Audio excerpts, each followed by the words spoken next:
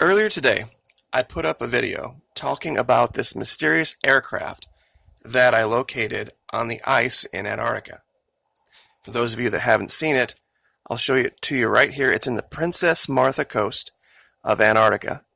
And when you look at this, we of course have the fuselage and the nose up here, the very sharp point. And then the wings come out back here. Now, of course, we're looking at this in profile, so the far wing is a little bit harder to see. I had made the allegation that it is possibly one of three aircraft, a YF-12, an A-12, or an SR-71. There is a piece of the puzzle missing with this, though. All three of those aircraft have enormous J-58 engines on each wing. This one doesn't seem to show that, although the rest of the aircraft, the measurements line up perfectly, 100 feet long, wingspan 55 feet. Even the area of the wings that we measured was really, really close. So it's puzzling. But there was a piece of the data that I was missing, and it was right in front of me, and I'd like to share that with you in this video. And it has to do with something that I've talked about so many times before. I'm kicking myself.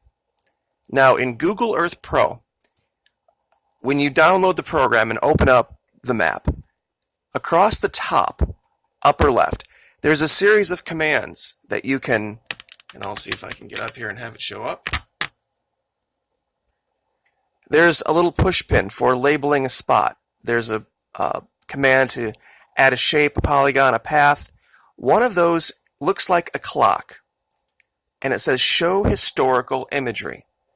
And if you click on it, you can look at the same location in historical imagery, meaning that there's multiple images of that over time.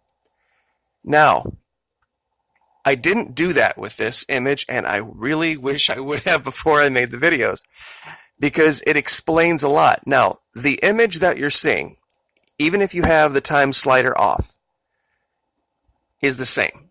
So you'd think, oh, so it's a 2019 image. Not necessarily. What that means is that they haven't imaged the area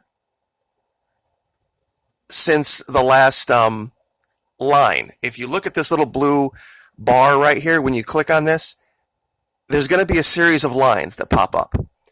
And that's when the images were taken. Not every area has the same amount of lines. Now, I just kicked that back all the way to November 26th, 2011. That's when this picture was taken. November 26th, 2011. Now here is the piece of data that is the smoking gun that I think they knew about it. I think they found it using Google Earth, and it's probably already gone. They've probably already secured it. I think I can also tell you where it took off, whatever it is. Now, that piece of data, if you click one more time, look what happens. Now here's the kicker. When is this image from? This image is from 11/24/2011. I have been looking at Google Earth Pro images pretty much full time for the last year, and I have never seen an area that got high-res imaged twice in 48 hours. That means they had a satellite overhead, 24 November 2011. They took a picture, and I'll zoom out and show you the very limited area they took. Okay, they took an image that's just barely bigger than this map right here. In fact, here's the edges of it. This tiny little area right here, they imaged. So you'd have to ask yourself, why would they do that on some remote rocky area of Antarctica? What possibly could they be looking for?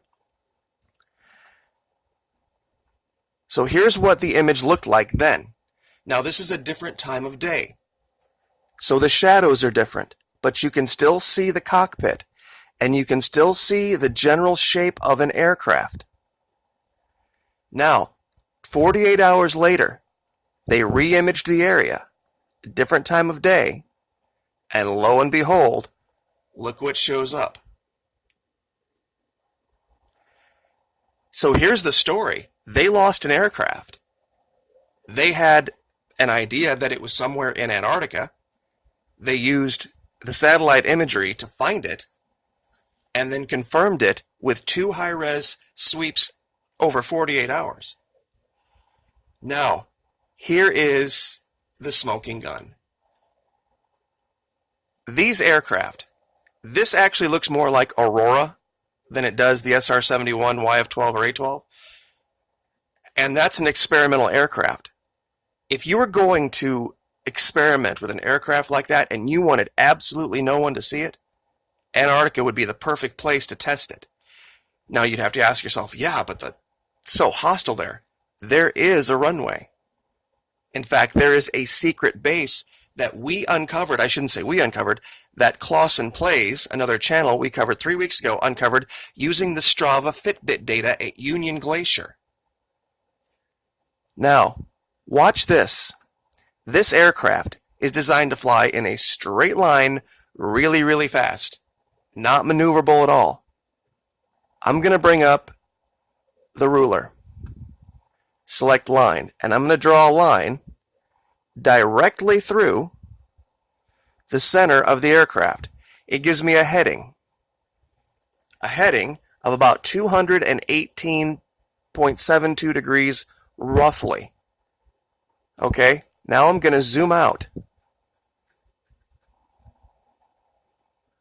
Guess where that takes me?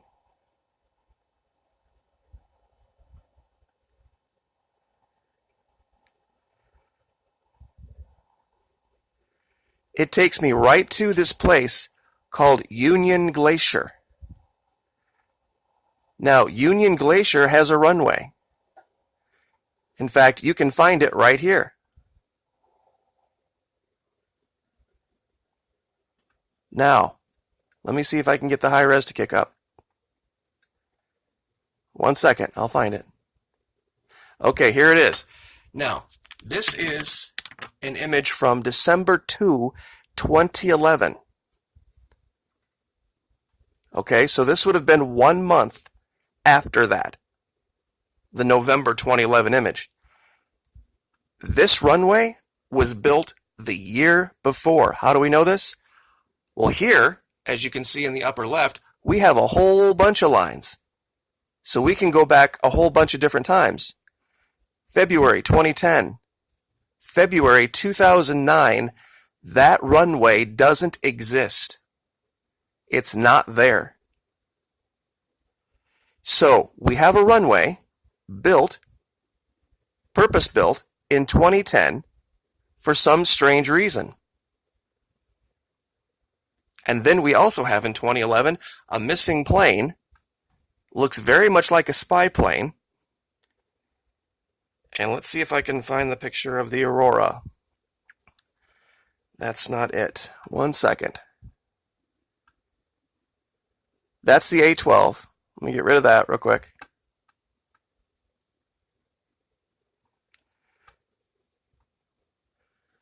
All right, this is the Aurora. This is the follow-on aircraft. Now, in 2011, I went back and did some digging. There was a report of a Mach 20 test gone awry. Now, it was reported to be this DARPA thing. But if you were the military and you were testing something you really didn't want anybody to know about, you'd probably put on some dog and pony show somewhere else so that people didn't look in other directions. So I'm wondering, they put out all this information about this, the high speed from spacecraft, and got people looking at it, and there was even video put out of it, and stories all over the mainstream media about it. I wonder if all this was distraction from something happening in real life in Antarctica. Now, that base, Union Glacier, this is a channel called Clausen Plays, all one word, C-L-A-U-S-E-N-P-L-A-Y-S. This is the guy that found this base using the Strava Fitbit data. And I'm going to let this play forward so that he shows you where this is. Zooming in, Union Glacier, and he was using the Fitbit data. Let me speed this up a little bit.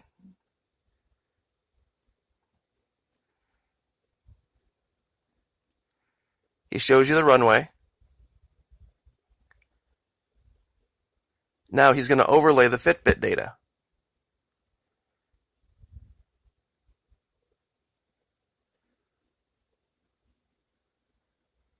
And the military lost their mind about this. See this? There's a huge base underneath there. And you would have to ask yourself a question, what's the big secret base doing down in Antarctica? I think now we know. I think they were testing Aurora. And they lost one. Because that plane, the literal attitude of the plane on the ground, where we found it, is a straight line back to Union Glacier. We'll go back here and I'll show you this.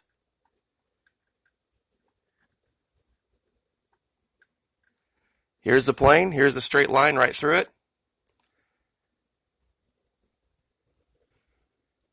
The fact that they were doing this kind of testing in 2011, that they built a specific runway the year before in Antarctica, that they high-res imaged just this random rocky weird area in Antarctica twice in 48 hours, where there's literally nothing else other than this. And I'm trying to get the little, and that's the great thing about doing this investigation.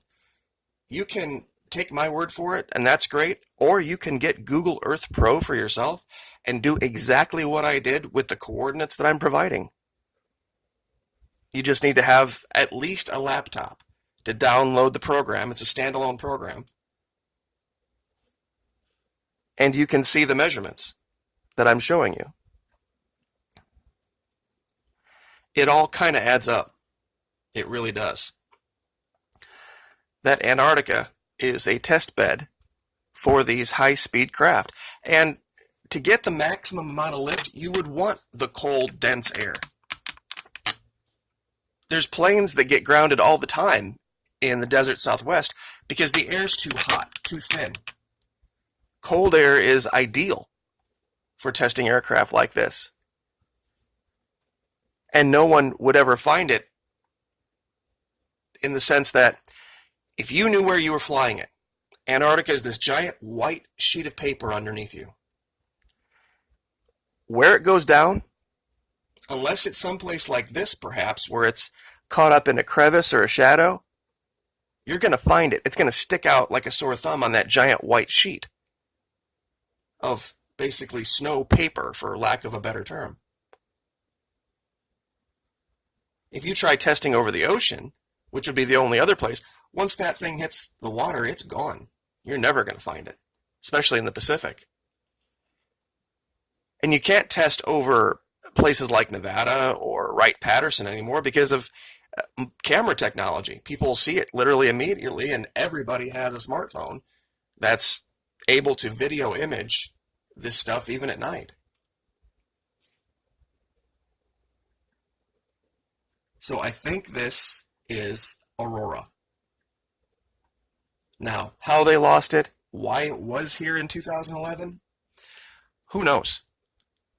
But 11/26/2011, 11/24/2011. There's some very strange things around it too that make absolutely no sense. But let me show you one thing before we leave. Remember the stories of the Baltic Sea anomaly craft? The round Millennium Falcon looking things? Well, this only shows up in the 11/24 image, not the 11/26 image. Look up here.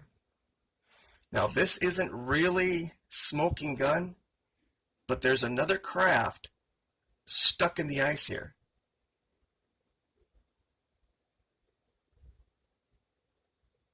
Now, it's not definitive, but I wonder if the new model, the new Aurora, kind of took a page out of the YF-12's playbook. The YF-12 was basically an SR-71 with missiles. And I wonder if this thing bit off more than it could chew in a firefight. And it got knocked down in the process of knocking something else down. So just a thought. Anyway, but we'll continue to look into this continent down here because there's a lot more to come, guys. I'll show you these two images back to back one more time. 11/24/2011. 48 hours later, 11/26. 24, 26.